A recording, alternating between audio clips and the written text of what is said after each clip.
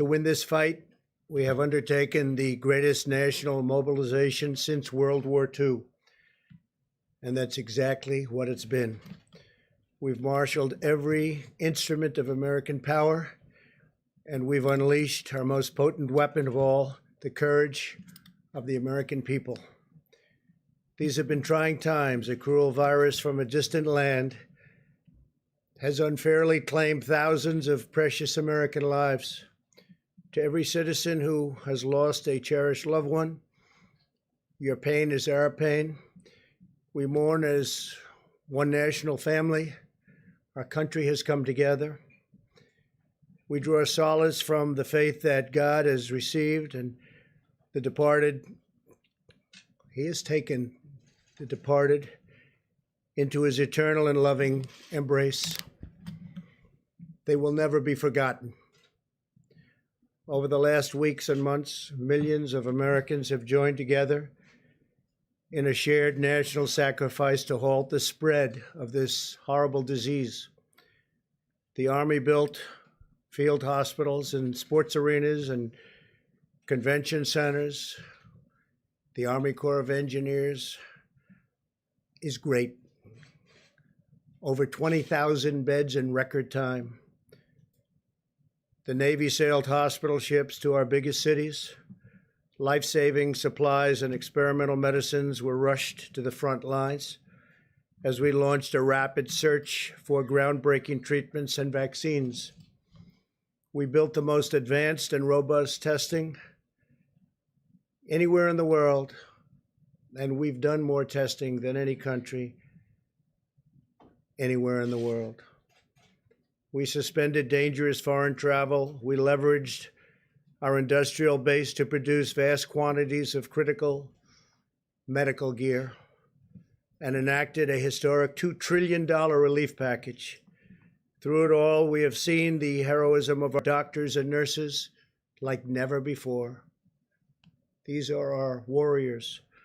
The bravery of our truck drivers, such bravery, and food suppliers, such incredible bravery, and the determination and drive of our citizens.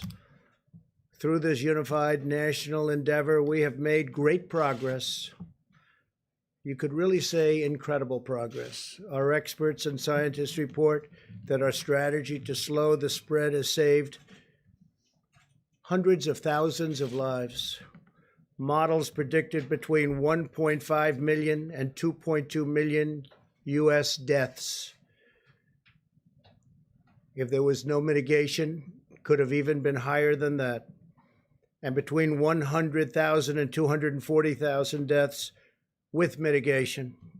It's looking like we will come far under even these lowest numbers.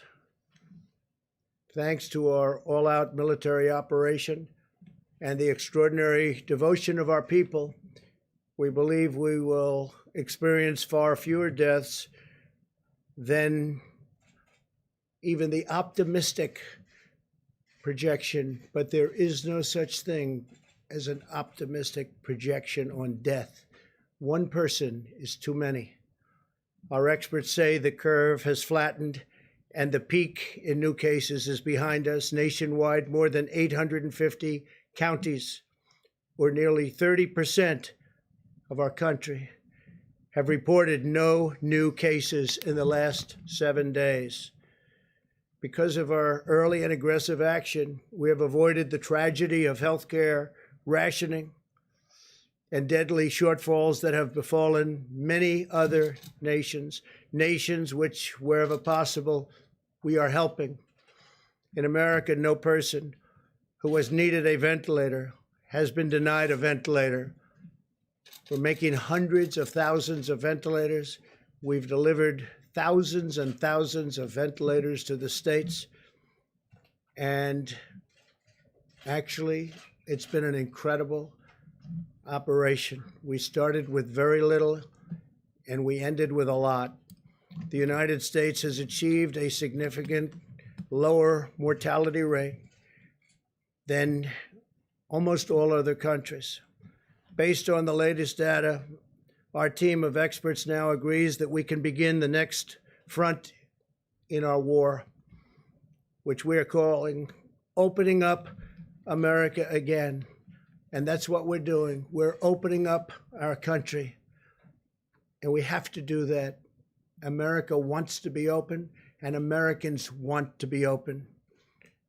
As I have said for some time now, a national shutdown is not a sustainable long-term solution. To preserve the health of our citizens, we must also preserve the health and functioning of our economy. Over the long haul, you can't do one without the other, cannot be done. To keep vital supply chains running, these chains have to be taken care of so delicately. They're delicate, the balance is delicate. We want to deliver food and medical supply. We must have a working economy, and we want to get it back very, very quickly. And that's what's going to happen. I believe it will boom. A prolonged lockdown combined with a forced economic depression would inflict an immense and wide-ranging toll on public health.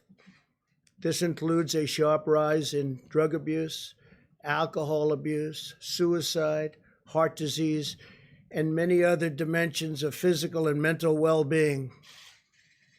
Moreover, many patients have put needed medical care on hold, creating entirely new hazards for public health. Our country has suffered. The world has suffered. 184 other countries have suffered. Therefore, my administration is issuing new federal guidelines that will allow governors to take a phased and deliberate approach to reopening their individual states. I've dealt with them now a long time, and we've had a great relationship. Democrat, Republican, the relationship has been good. This strategy is based on hard, verifiable data. I want to thank Dr. Birx for her incredible leadership in crafting these guidelines in consultation with scientists, experts, and medical professionals across government. Dr. Birx will explain the guidelines in more detail in a few moments. And Dr. Fauci has been absolutely terrific. We've all worked together, and we've worked together well. They are interested in the health of our country, and we're all interested in the viability and making us truly great again. We took the greatest economy in the history of the world, and we closed it in order to win this war, and we're in the process of winning it now. Our approach outlines 3 phases in restoring our economic life. We are not opening all at once, but one careful step at a time. And some states will be able to open up sooner than others. Some states are not in the kind of trouble that others are in. Now that we have passed the peak in new cases, we're starting our life again. We're starting rejuvenation of our economy again in a safe and structured and very responsible fashion. Our strategy will continue to protect senior citizens and other vulnerable populations while allowing military and other groups of incredibly talented people to go about their real business and the business that's supposed to be hard at work at doing, and nobody does it better. Our military is the greatest anywhere in the world, and we're so thankful for what they've done. Healthy Americans will now be able to return to work as conditions on the ground allow. Instead of a blanket shutdown, we will pursue a focus on sheltering the highest risk individuals, so important. We're establishing clear scientific metric and benchmarks on testing, new case growth and hospital capacity that must be met before advancing to each phase. And that's each phase specifically in the reopening of our country. This is a gradual process as the caseload in a state continues to go down, restrictions can continue to be eased and come off. Throughout the process, citizens will continue to be called upon to use all of their weapons in this war: vigorous hygiene, teleworking when possible, staying at home if you feel sick, maintaining social distance, sanitizing commonly used surfaces, and being highly conscious of their surroundings. Those are our weapons, and they're very powerful weapons indeed. Governors will be empowered to tailor an approach that meets the diverse circumstances of their own states. Every state is very different. They're all beautiful. We love them all, but they're very, very different. If they need to remain closed, we will allow them to do that. And if they believe it is time to reopen, we will provide them the freedom and guidance to accomplish that task, and very, very quickly, depending on what they want to do. We are also encouraging states to work together to harmonize their regional efforts. We'll have numerous cases where states have worked and will be working very, very closely together. As we reopen, we know that there will be continued hardships and challenges ahead. Our goal will be to quickly identify and address any outbreaks and put them out rapidly. If the virus returns in the fall, as some scientists think it may, possibly, these guidelines will ensure that our country is up and running so that we can likewise put it out quickly. At the heart of our strategy is the vital role of medical research, especially for therapies that will significantly improve outcomes for high-risk patients and reduce the need for urgent care. This will be tremendously valuable in allowing life to eventually return to normal. At least 35 clinical trials are already underway, including antiviral therapies, immune therapies, and blood therapies in the form of convalescent plasma. You've all heard about some of these events and some of these therapies. They've come a long way. What's been done in the last 4 weeks is incredible. We will also continue to expand our testing capacity. We have now completed more than 3.5 million tests, by far the most anywhere in the world. Areas of our country that have been hotspots have done much more testing on a per capita basis than South Korea. We've done more than South Korea, and South Korea has done a good job, but we've done more. We will continue to work with governors to advise them on how to conduct both surveillance and diagnostic testing. We have now distributed over 600,000 Abbott ID Now point-of-care diagnostic tests.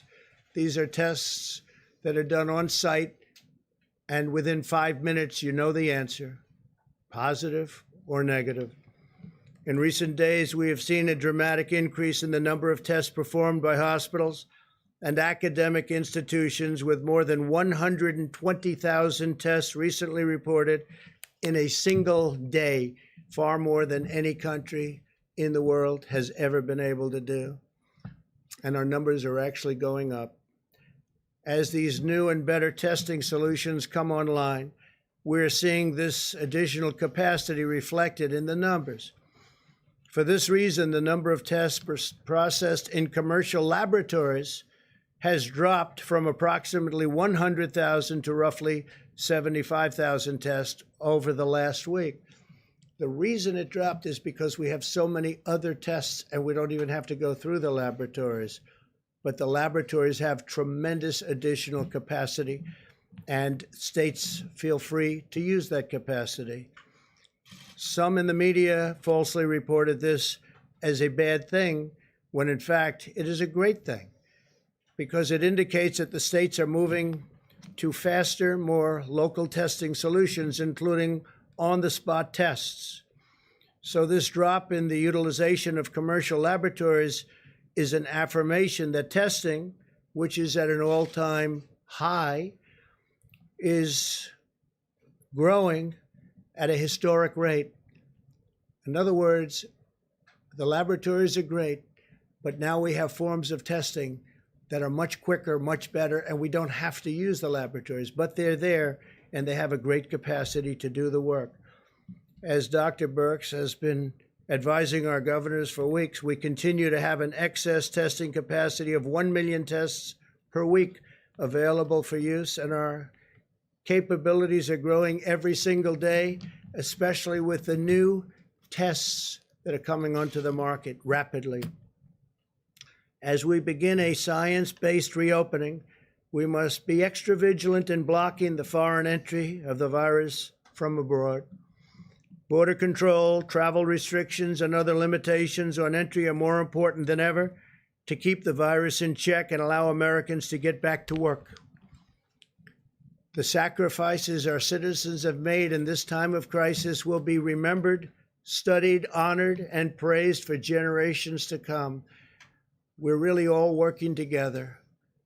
Democrat, Republican, conservative, liberal, we're all working together. This is not about parties. This is about our country. Now the American people are ready to rise to the occasion once again. They are ready to show the world once more that Americans can defeat any challenger. Together we will rebuild this land that we love. We will reclaim the magnificent destiny that we share, and we will carry our nation forward to new heights of greatness and glory.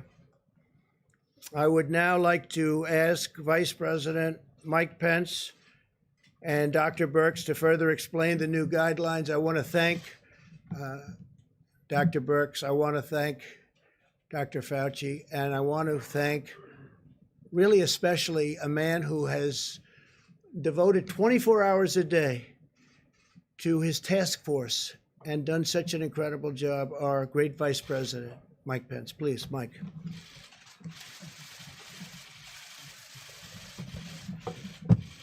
Thank you, Mr. President. The members of the White House Coronavirus Task Force today joined the President to meet with a bipartisan group of members of the House and of the Senate to get their counsel on the development of what the President unveiled to America's governors this afternoon. The new guidelines for opening up America again are a product of the best science and the best common sense that the President has marshaled on this team and from a broad range of advisors from all across the nation.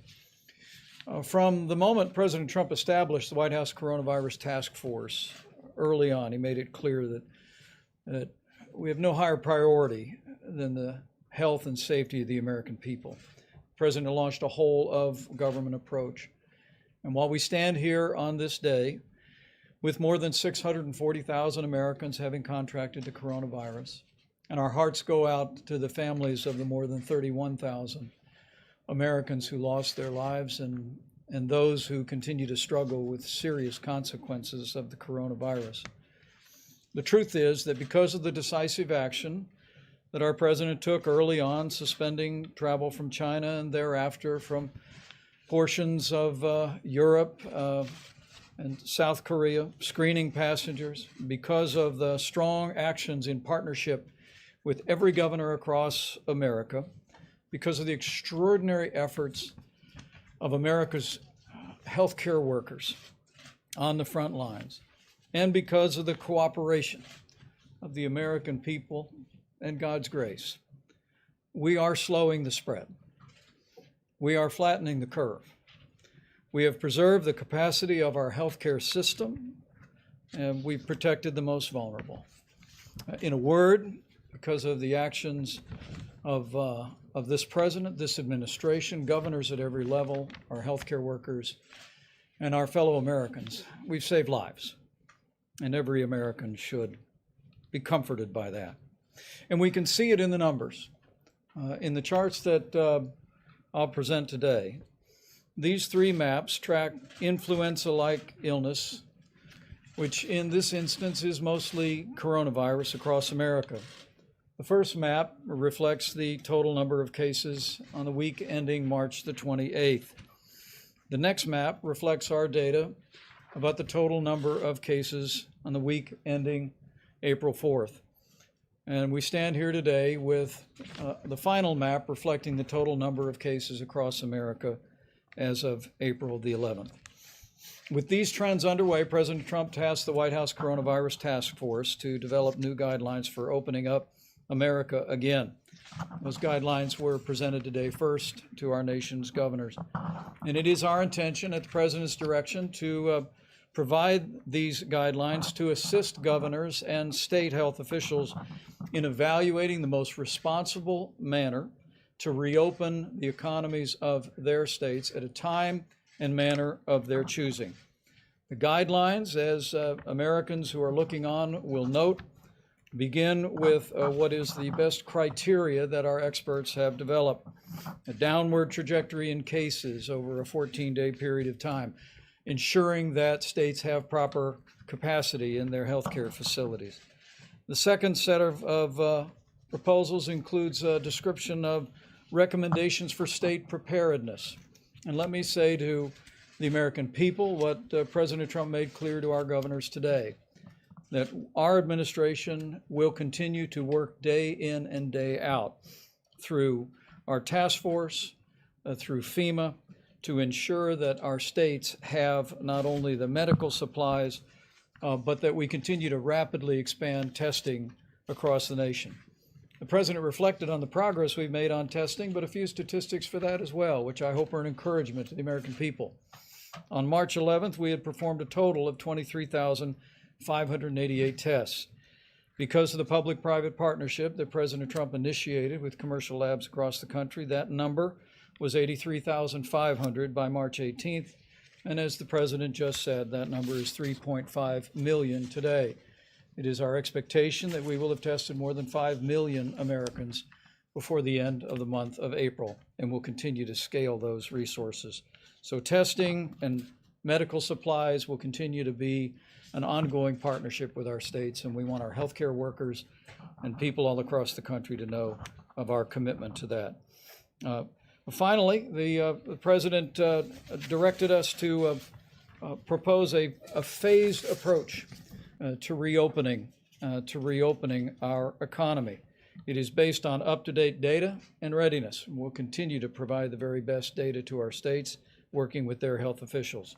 The focus is on the mitigation of any risk of resurgence or the emergence of the coronavirus in states where it's not yet emerged. There is a focus in the President's new guidelines on the most vulnerable. We made this very clear to the governors today. These new guidelines for opening up America again can be implemented on a statewide basis or on a county-by-county basis. With that, I'm happy to turn it over to Dr. Deborah Birx. And if I may, Mr. President, I'd like to also extend my admiration and appreciation to Dr. Birx, Dr. Fauci, and every member of our task force that worked around the clock to develop these recommendations for opening up America, where I know every American is grateful for your leadership and for theirs. Deborah? Thank you, Mr. President, Mr. Vice President. We're going to go through these quickly because I know you have them and many of you have already spoken to them on television. Next slide, please. This is a very important slide. It talks about the gatekeeping criteria to moving into phase one. It's very much related to what you just saw about influenza-like illness. And the United States has been tracking influenza-like illnesses through the Centers of Disease Control for years. Both the state and public health officials are used to watching this, county health officials are used to watching it, and frankly, every family around the United States knows how to access this on the CDC website in order to get up-to-date information to the communities. It also looks at a syndromic emergency room type visits, again, housed at the CDC, and really is our surveillance program that can be utilized for a lot of different illnesses, but in this case will be utilized for respiratory diseases. In addition, we are tracking the number of cases, and it must have a downward trajectory for 14 days, as well as the influenza-like illness and the syndromic illnesses, and a downward trajectory in the number of positive tests with persistence of high levels of testing. For the hospitals, it's to ensure that we can treat all patients without resorting to any crisis care, and ensuring that there's a robust testing program in place for at-risk healthcare workers, including frontline responders with their emerging antibody tests. Next slide. Now, just to show you what this looks like. So what the CDC did for me under the direction of Bob Redfield was to chart what the syndromic illnesses were reporting throughout the early part of March. And you can see in New Orleans, respiratory diseases were starting to be seen in the emergency room. That is the red line. The cases are shown in the dark blue line. The gray mountain is testing, and underneath that is the blue mountain of positives. And you can see that the early alert was present from the emergency room about early respiratory disease. You can see it predated the cases. So throughout the summer, when we do not have flu to contaminate this picture, we'll be able to follow this syndromic pattern, city by city, county by county, community by community, state by state. Next slide.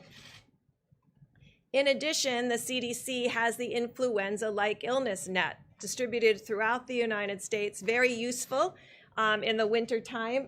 That first peak is influenza B in the red. That's this season. I showed you all the seasons here, so you could see the seasons as they are displayed. The first peak is influenza B, second peak influenza A, and then you can see the coronavirus, and you can see its decline, and it's declining towards baseline.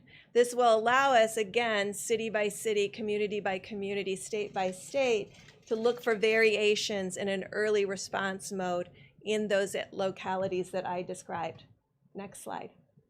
So hopefully you see that we've brought CDC and their amazing talent of individuals at the Center for Disease Control and Prevention and all of their abilities to this response and also to the surveillance that we need in this response.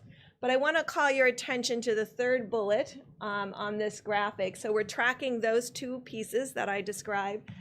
But the third bullet is about setting up sentinel surveillance sites to be able to distinguish and find asymptomatic individuals. Individuals that you've heard about that may be either pre-symptomatic or asymptomatic throughout their entire disease course. We want to be able to find them in communities of particular vulnerability. So we'll be doing sentinel surveillance throughout nursing homes, throughout inner city federal clinics, throughout indigenous populations, to really be able to find early alerts of asymptomatic individuals in the community, and both for the syndromic cases that are tested, the influenza-like cases, and the asymptomatic cases, doing contact tracing, again with support from the Centers for Disease Control, working with each state and local government. In addition, we want to make sure that all the healthcare facilities have adequate protective, personal protective devices and the equipment to handle the surge and to ensure the ICUs can handle increased capacity. We want every state to have a plan for the health and safety of its workers in critical industries and to protect the health and safety of those living in high-risk facilities, including senior care facilities, as we discussed with sentinel surveillance, but also additional surveillance. When we talked with all of the states that had not had a major metro outbreak, their sentinel surveillances picked up always the first cases in nursing homes. And so this is a very much a big focus of the plan moving forward. I won't go into the rest of the details on this slide, but there's quite a bit of details on the expectations of every state and local government. Next slide. You'll recognize this slide. Next slide, please. You'll recognize this slide. It's what we've been talking about in the 15 and 30 days to prevent the spread. It's continuing those critical hand washing or sanitizers, not avoiding touching your face at all times, disinfecting surfaces, using face covering while in public, following state and local guidelines, and critically staying home if you are sick. I know a lot of people go to the workplace when they are feeling ill. You know when you're feeling ill. It won't get better by going to work. So we're asking again for people to stay home when they're sick. next slide, is for employers to ensure that there can be social distancing and protective equipment, temperature checks, use of disinfectant in high traffic areas, including break rooms, and ensuring that we don't do, there's no non-essential business travel, and then monitoring for any symptomatic individuals in the workplace. And again, if you become ill at work, to immediately to go home.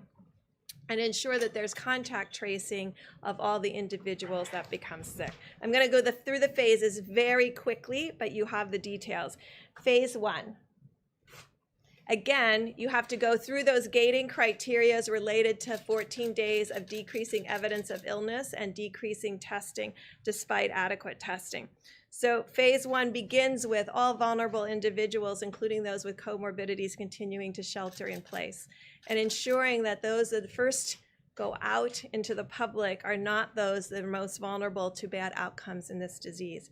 And then ensuring that we continue to do 6 feet maximum physical distancing in public spaces, continuing to avoid large gatherings and all non-essential travel. For the employers, next slide. Again, if a vulnerable population needs to return to work and cannot be teleworking, there should be special accommodations for all vulnerable populations, as well as options for teleworking. We believe every employee should encourage work return in phases from 20% or 25% to 40% to 50%. And again, minimize all non-essential travel. Phase 1 continued. Next slide. If the schools are already closed, they should remain closed. All visits to senior living facilities and hospitals should continue to be prohibited. Large venues, including sit-down dining, can only be operated under strict physical distancing protocols and maintaining those 6 feet. Gyms could open if they, again, could adhere to strict physical distancing, and elective surgeries can resume on an outpatient basis. Phase 2. Next slide. Next slide. Again, you have to go through the criteria again of a continuation of another 14-day decline among those criteria that were in the gating. Again, we're asking for all vulnerable individuals shelter in place. We did not put a timeline on any of the phases. We want the governors, with the data that they have, community by community, to be setting up those timelines. Again, we're asking for the public to continue to maximize physical distance. However, we increased social settings to be able to now have 50 individuals, and non-essential travel can resume. Next slide. This is for the employers. We still would like to encourage telework, and the common areas should remain closed or be physically distanced. All non-essential travel for employees can resume. And then again, special accommodations for vulnerable. Next slide. This should be a relief to many of households that have small children. Schools, daycares, and camps can reopen in phase 2. Visits to senior living facilities, however, should remain in hospitals prohibited. Large venues can operate, but solely under moderate physical distancing, and elective surgeries can resume on an outpatient and inpatient basis. Phase 3. And so phase 3, I won't go through in detail, is essentially returning to our new normal with all of what we talked about through all phases, continuing the good hygiene practices, continuing the respect for spaces between individuals, because we know that we still have an issue with asymptomatic spread. I do believe with this plan that we're both confronting the issue of finding symptomatic individuals through our networks with early alert, as well as those who come and present to different hospitals and emergency room with testing and contact tracing, but critically have put in place what we believe is a safety net through asymptomatic sentinel surveillance that is centered around our most vulnerable groups between nursing homes and our Native American people and indigenous populations, and our inner city groups that we know may be in multi-generational households and of unique risk. I'll stop there, Mr. President. Thank you very much. Thank you very much, Mr. President, Mr. Vice President. So as you've seen just now from the detailed presentation from Dr. Birx, this is a rather robust program for re-entering into normality. There's a lot of details here, and I know it'll take a little bit of time to digest them all. So what I thought would be good, since I really want to be brief to allow time for questions, is to kind of take us back to the discussions that we've had here before and why this is a natural evolution from what we had said before. You might recall that on a few occasions when I was up here before you, I told you that when we get to the point where we're going to take those steps towards trying to get back to some form of normality, that it would not be a light switch that you could turn on and off. I meant that in two different components. The first of all, that we are a very large country and we have different dynamics in the country. We have areas of the country that have gone through a terrible ordeal and others that fortunately have gone and gotten through this rather lightly. So that's the first thing. The second thing is that light switch on and off is the exact opposite of what you see here, which is a gradual gradation with the first thing and the only thing in mind as the health people here, my colleagues who are either physicians, scientists, or public health issues, the predominant and completely driving element that we put into this was the safety and the health of the American public. And I know there are a lot of other considerations that go into opening, considerations that you've heard of right from this podium. But the dominating drive of this was to make sure that this is done in the safest way possible. So let me just make a couple of comments to just reiterate more from a broader standpoint, the things that Dr. Birx did so well in a very granular detail. First of all, in order to even consider getting into the phasing, you have to pass a hurdle. And that's the hurdle that we refer to as gating in. Now, when you think about it and look at the map of the country and look at the differences in different parts of the country, you will see that there are some regions, states, locations that are going to be almost already into some of that gating and will have already fulfilled some of those criteria. Others, because of the dynamics of the outbreak in their area, will take longer to be able to do that. But you don't get to phase one until you get through the gating. And then in order to make sure that safety and health is the dominant issue, the design of the phases were just that.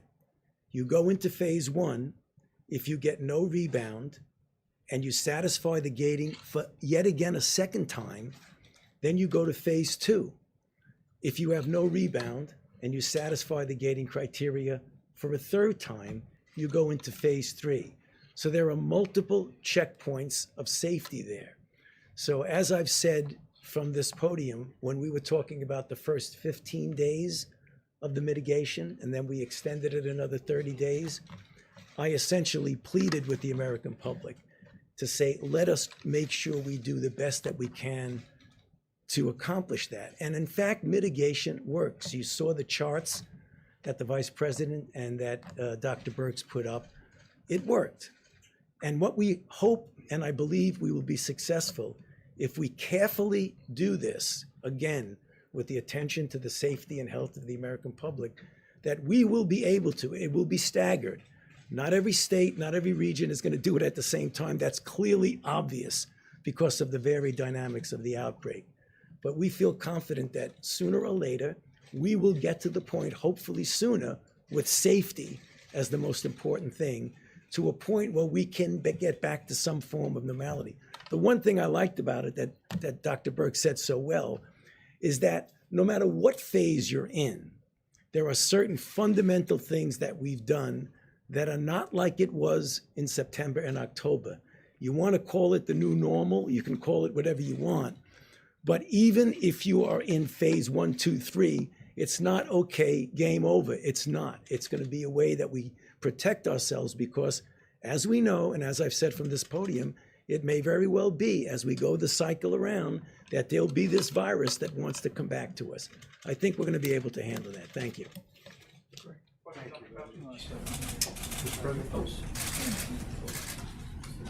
Go ahead, Dr. Fauci. Dr. Fauci, so I assume that there's also a phase 4, which is after a vaccine is developed and available to everybody. So question on phase 3 being the new normal, Are we during that phase going to be able to see things like packed arenas for sporting events, large crowds, concerts? The answer is it is conceivable that we will be able to do that.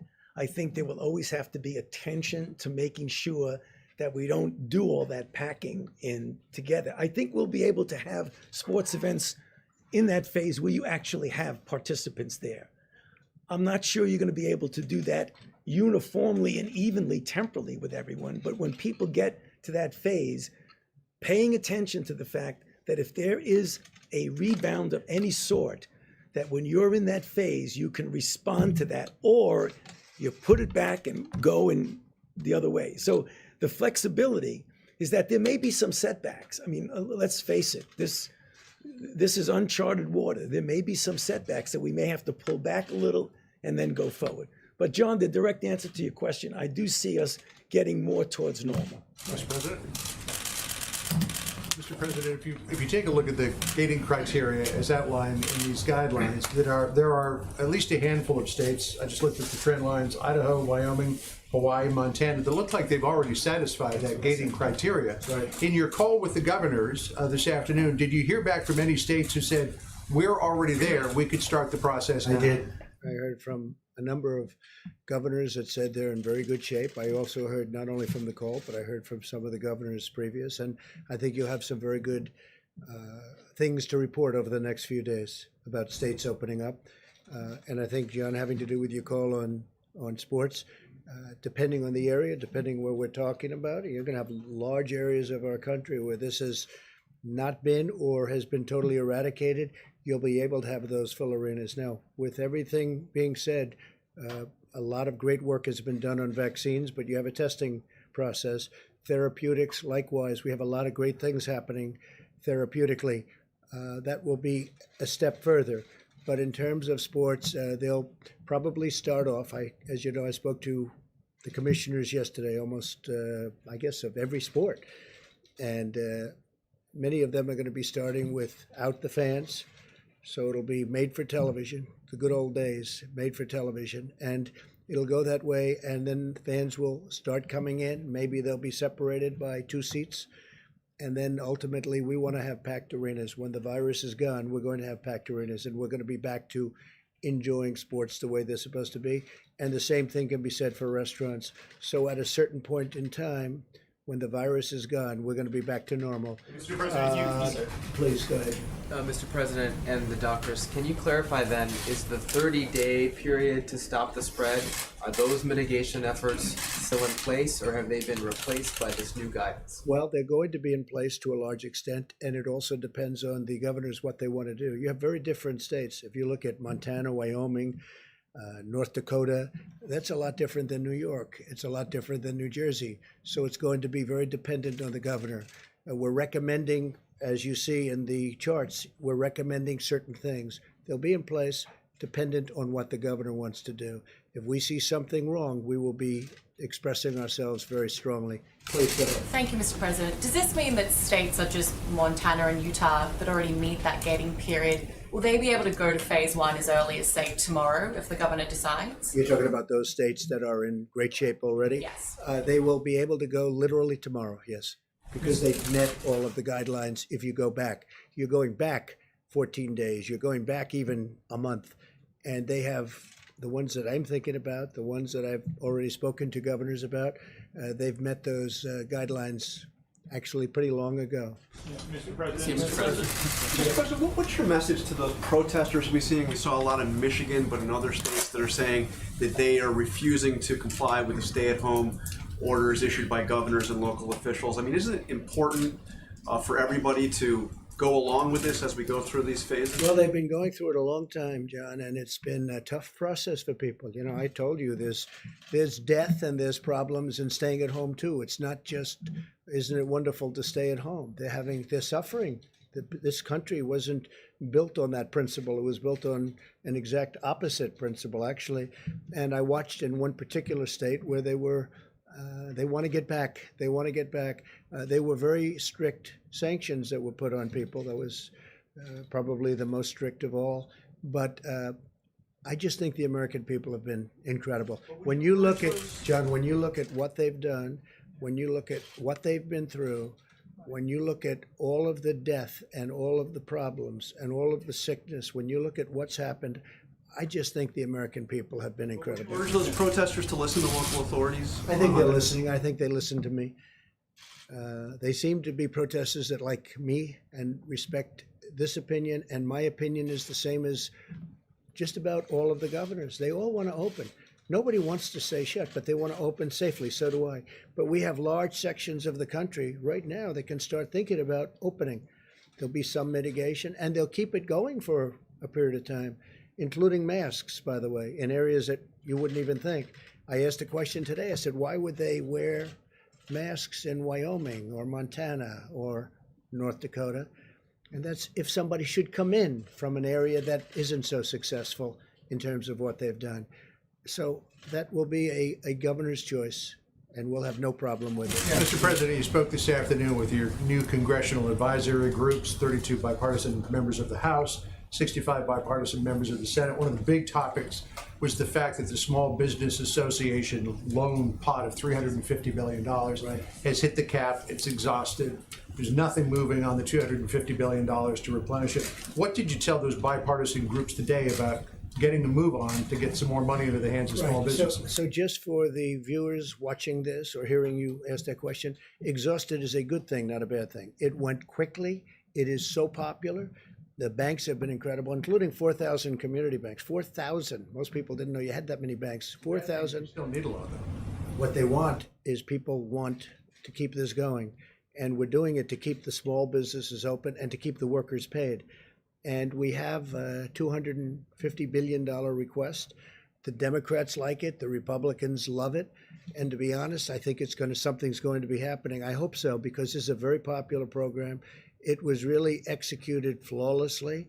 The first day they changed an application a little bit. But when you look at what Bank of America did and what Wells Fargo did and Citi and a lot of the banks, but when you look at what all of the community banks did, it's been really incredible. Well, we're negotiating with Democrats, and they should frankly approve it quickly. This is a great thing for our country. It's a great thing for small business and for the workers, and we're having a hard time getting them to approve it. I think it's going to happen. It should happen really unanimously, but they're trying to get things, and we're not too happy with what they're trying to get. Please go ahead. First, could you just say which states specifically you guys think have hit the gating requirements at this I'd point? rather not say that, but you'll be seeing it very soon. I mean, I'd rather have the governors be able to announce, and they're very proud of it. They've worked hard. Some are in an area that's less susceptible, and some really was done, I think we can say, through talent. They really worked very hard. And, we have some states that got too much credit for what they've done. Frankly, I could name you a couple of those too, and I could name you a couple of them.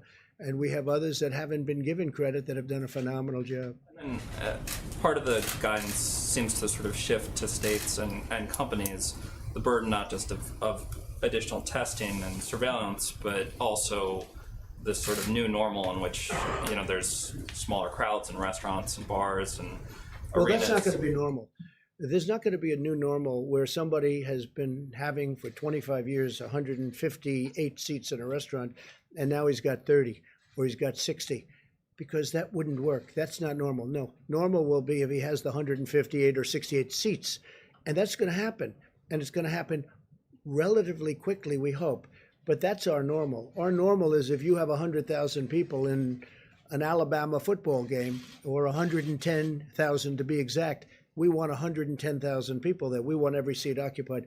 Normal is not going to be where you have a game with 50,000 people. To that point, I mean, best case scenario that happens in these states that are doing really well in a month.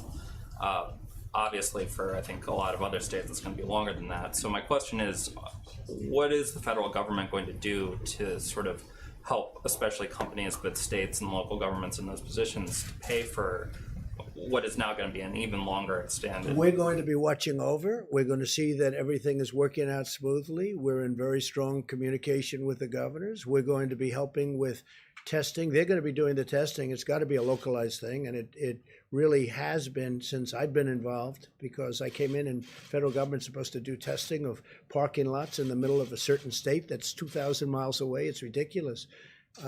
But the testing has been so incredible. Two things, testing and ventilators. Ventilators are really tough. They're very complex. They're very expensive. They're, very sophisticated machines. Some are unbelievably sophisticated. Well, we built, you saw General Motors yesterday, thousands are being issued. We have 11 companies building them. We have not had one complaint in the last week and a half, which is surge time. Don't forget, when they were calling because in 2 weeks and 4 weeks and 5 weeks, they're going to need ventilators, not because they need them right now. And we were right on our counts, and nobody that wanted a ventilator didn't get a ventilator. Plus, we have additional, if there is a surge. We hope there's not going to be a surge at all. But we're going to be able to build up the stockpiles of states who didn't have them, who should have had them. And we're also going to have a big stockpile in the federal government. And we'll be able to help foreign countries that need help. Because you have countries will never be able to build a ventilator. It's tough stuff. We're uniquely talented in the sense that we can do things that nobody else can do. We'll get right back to you, John. Peter in the back. Peter? Thanks. So you said you didn't want to name the states that might be ready to go. Can you give us some, or maybe the experts, Dr. Birx and Dr. Fauci, give us some sense of how many yesterday? You said 29 states were in good shape. Do you think as many as 29? Peter, I think 29 states are in that ball game, not for opening, but I think they'll be able to open relatively soon. I think the remainder are just getting better. Look, New York, New Jersey are having very tough times, and they'll be there. They'll be there at some point, but they're not going to be one of the earlier states. They're going to be later, obviously. I just spoke with the governor of New Jersey. We just spoke with Mike and a couple of folks. We had a great talk with him. Phil is a terrific guy. He's working very hard, Democrat, but we get along. He's working very, very hard. I guess the fact that he's right next to this big, massive city where everybody's very closely, they're together. And New Jersey's been hit unbelievably hard as hard as anybody in the true sense. But they're doing a great job in New Jersey. But that doesn't mean, Peter, that they're going to be opening next week. That's not one that's going to be. But we have a lot of states that, through location, through luck, and also through a lot of talent. We have states through a lot of talent are in a very good position, and they're getting ready to open. And over the next very short period of time, it's going to be up to the governors. We're going to work with them. We're going to help them.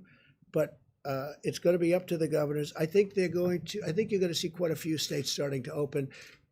And I call it a beautiful puzzle. You have 50 pieces, all very different. But when it's all done, it's a mosaic. When it's all done, it's going to be I think, a very beautiful picture. And very important is what Dr. Fauci said. It could be that sometime in the fall, there'll be some flare-ups. We're going to be in a great position with everything we've done and everything we've learned. This was something that nobody ever saw before. Such contagion and very, very powerful. People don't realize, because we all probably have friends. I have a number of people that were just great people who were just decimated by what happened. Some are dead right now. They're dead. They went into a hospital. One called me. He said, I tested positive. 4 days later, he was dead. The following day, after he said that, he was unconscious. So this is a tough deal. At the same time, some people got sniffles and they didn't even realize they had a problem.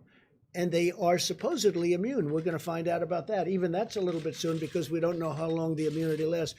But Peter, some states are in great shape, and they're really in great shape to open. And I think you'll have quite a few states opening soon, and they're going to be very vigilant. They're going to be very careful. The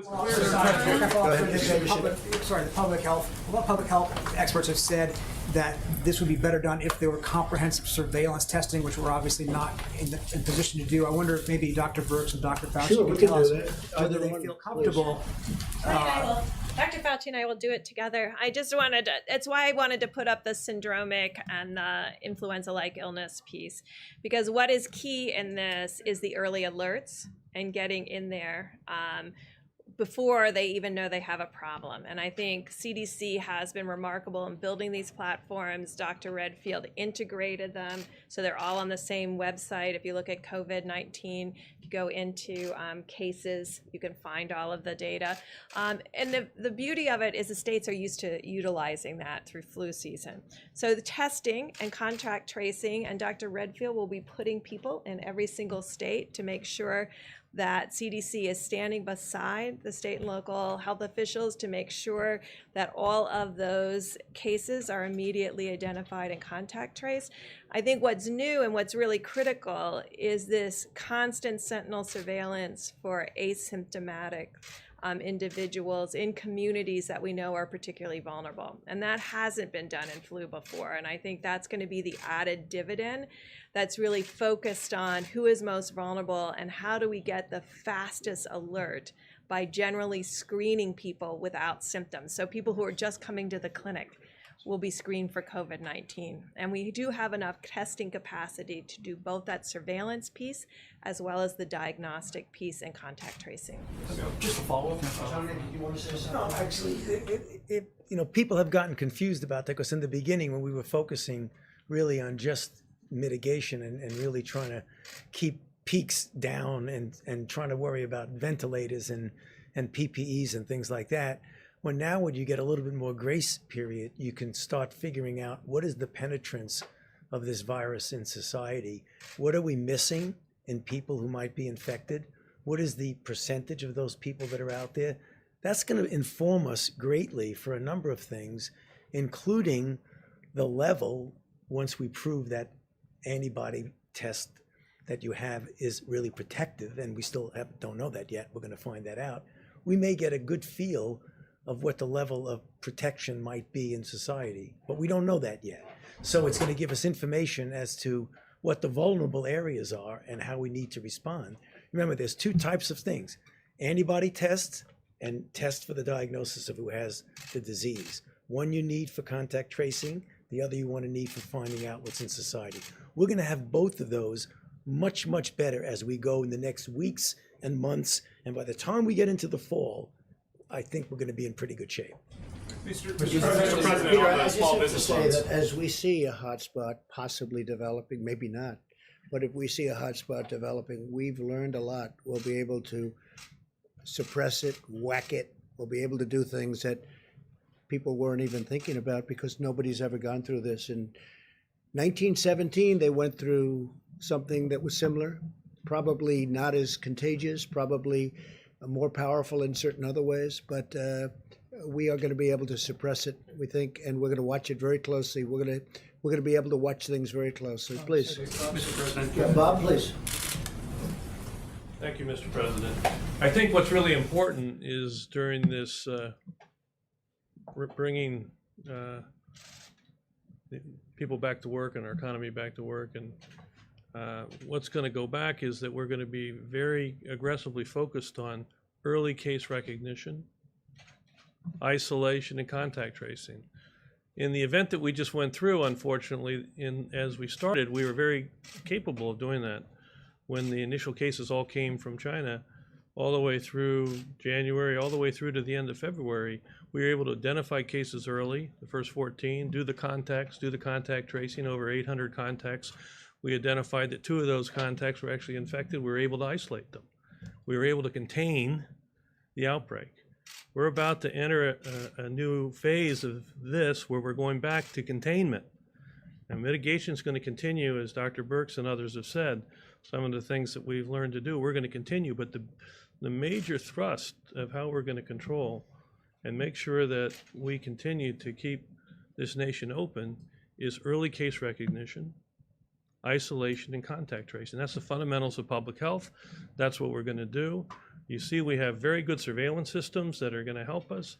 As we see these cases sporadically across the country, we've got to jump on them with early diagnosis, isolation, and contact tracing. That's what CDC is going to continue to help build that capacity in the states across this nation. Mr. President, just follow And on. one other thing, because we discussed this today with the senators, we had the congressmen and women. There'll be some areas of our country, wide open plains, wide open spaces, with not that many people, relatively speaking, where you're not going to have to do that. Senators were saying there is no reason to do that in certain states and certain areas where you have the wide open. In other cases, we will be doing that. So we'll be following it. Largely, that also will be a function of governors. They know their states. So largely, that's going to be a function of governors. Yes. Yeah, you mentioned I think you used the term clear scientific benchmarks on testing. And the main periscope that I think you guys are talking about is the ILL syndromic as well as the surveillance and the sentinel testing. Yeah. Are you opening things up then without doing, I just want to be clear, are you opening things up without doing widespread testing? Is that because you don't have the capacity or you don't think it's necessary? We do have the capacity, but you have states without any problem. You have states with few cases, and those few cases have healed. You have states with very little death, relatively speaking. As I said, one is too many, but you have states with very little, and frankly, they're at a point where they have almost nothing. So this is a much different case than a New York or New Jersey, where they're going through, frankly, they go through hell. And if you look at New York, I'm looking at bed count, because you have to look at bed count, and it's really dropped. We built the Javits Center with 2,900 beds, and it was, I mean, they built it in 4 days. They did an incredible job, the Army Corps of Engineers. It was not used very much. We sent the hospital ship in to New York Harbor, and it was not used. Then we went COVID, and it still was not used very much because the bed count has gone way down, way down. In these states, when do you see yourself Go getting ahead, back please. to campaigning? President, I mean, This is not campaigning. I want to make the country better. I don't care about campaigning. This is about making our country better. I think this team has been incredible. Whether it's Army Corps of Engineers, whether it's FEMA. One thing that happened on the call today that I noticed more than anything is Pete Gaynor. So many governors said, I want to thank you. Pete Gaynor called up. They had tornadoes in a big part of our country this week. And they were all saying that he has been unbelievable. They called one after another. They were thanking us for, that's FEMA. And they were thanking us. No, I want to heal this country. This is a war. We've been through a war. We have an invisible as opposed to a visible enemy. I think in many ways the invisible enemy is much more dangerous, is much tougher. In the G7 today, I went through country after country. We were there. We all get along great. Angela Merkel and Shinzo Abe, Prime Minister of Japan, and all of them. And their countries have been devastated by this. Their economies have been devastated by this. 184 countries all over the world. And we went through one after another. And I was angry because this should have been told to us. It should have been told to us early. It should have been told to us a lot sooner. People knew it was happening, and people didn't want to talk about it. I don't know why, but we're going to get to the bottom of it. But people should have. China, or I mean, I'm not saying anything. I'm saying people should have told us about this. They should have told the rest of the world too. When I looked at Germany talking today, when I looked at France talking today, the European Union was there represented. That represents a lot of countries. Their economies have been devastated, but they're going to build them back. But we're going to build this economy back bigger, better, stronger than ever before. You watch. And we have stimulus. And we're going to do things, whether it's infrastructure, which we would like to be able to do, or roads, or tunnels, or highways, our bridges. Our bridges need help. You know, a lot of you have reported on our bridges. A lot of bridges are in bad shape. They should have been fixed 25 years ago, and they're still standing. They have to be fixed. So hopefully we'll get an infrastructure bill. The good news is the interest rate is close to zero. And zero interest is a good thing when it comes to rebuilding your infrastructure and your country back. Please, in the back. Mr. President, walk us through the calendar, if you would. When it comes to Memorial Day or even Pentecost in May, you've got July 4th, Labor Day weekend. What would you anticipate at each of those milestones? Well, I don't like to anticipate because you have a couple of states that are in difficulty, that have made a lot of progress, by the way, and they're either here or they're heading down. But so I'm not going to go in terms of dates, but I think we're going very quickly now. I really believe. I think we're going to have a lot of states open relatively soon. We're beating the date. I said a date of May 1st, and, you know, here we are. And I think you're going to have some nice surprises over the next few days, and that'll be before. And that's big stuff. Some of those states are big. They're big stuff. Big, very important states.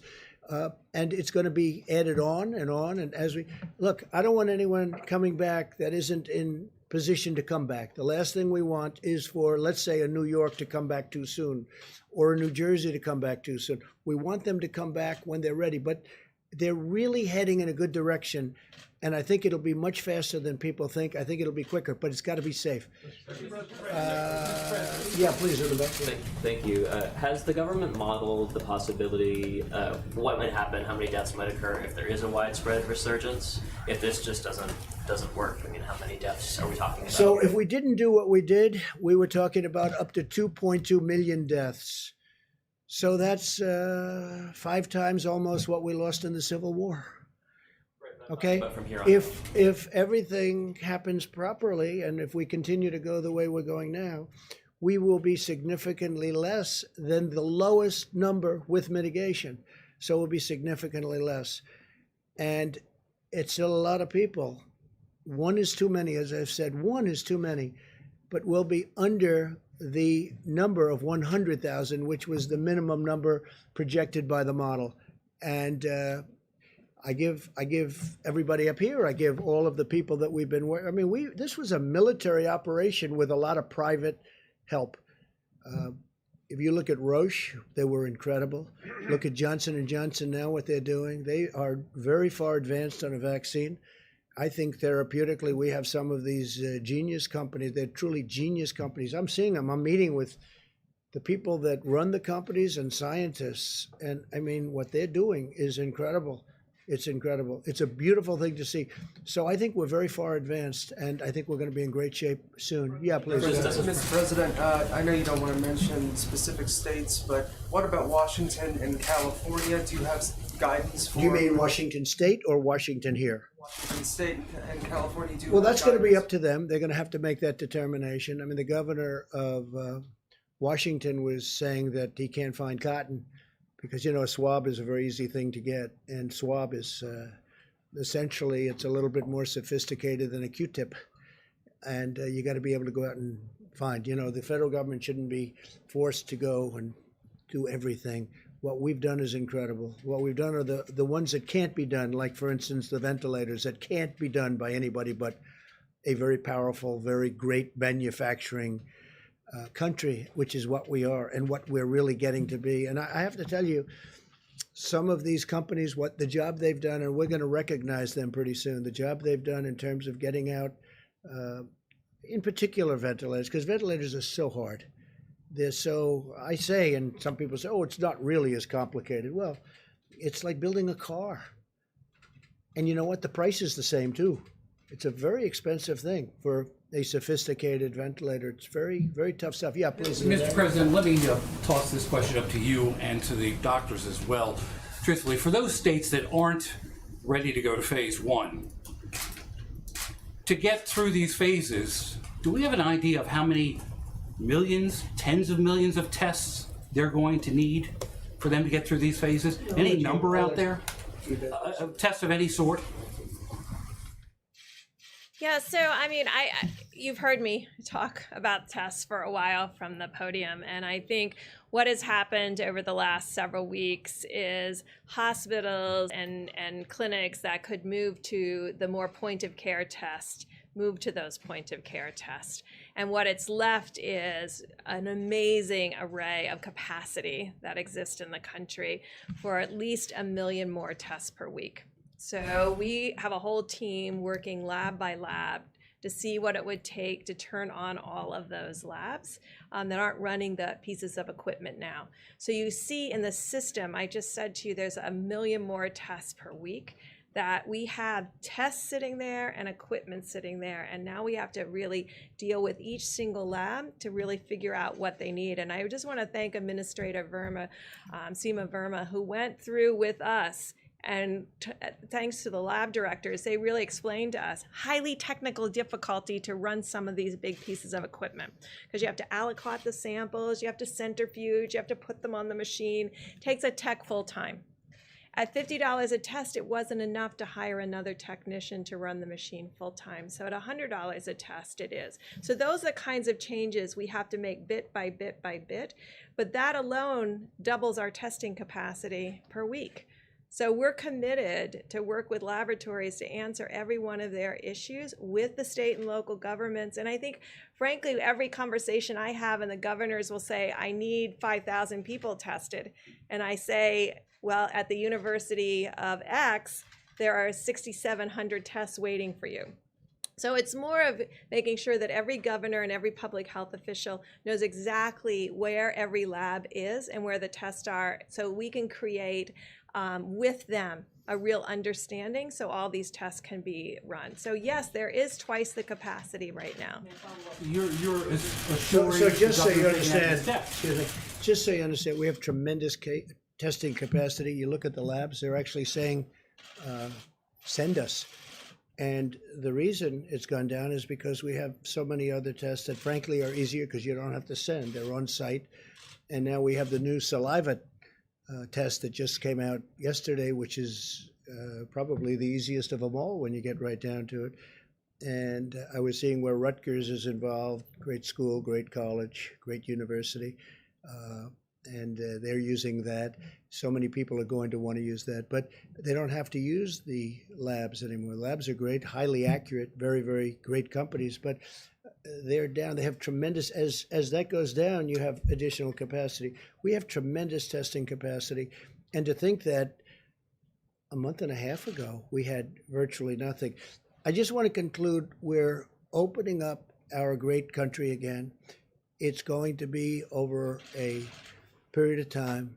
We're working with some really great people that have become friends of mine. And I'm including Democrat governors that have really done a good job, Republican governors, most of whom I've known that have done a really good job. They're all working together. We're all for with few exceptions, the relationship has been outstanding. And I want to thank Dr. and Mike. I want to thank the director, fantastic job. We've all done, by the way, head of the FDA, he has broken hurdles that years ago, even recently, would have taken years. He got one thing done in one day that would have taken 2 years for somebody else. So I want to thank Dr. Hahn of the FDA. We have incredible people that we're working with, and we're going to bring our country back, and it's going to be bigger and better and stronger than ever before. We have learned a lot. We've learned a lot about ourselves. I want to thank everybody, and most importantly, I want to thank the American people. Thank you all very much. Thank you. Quick question on birth response.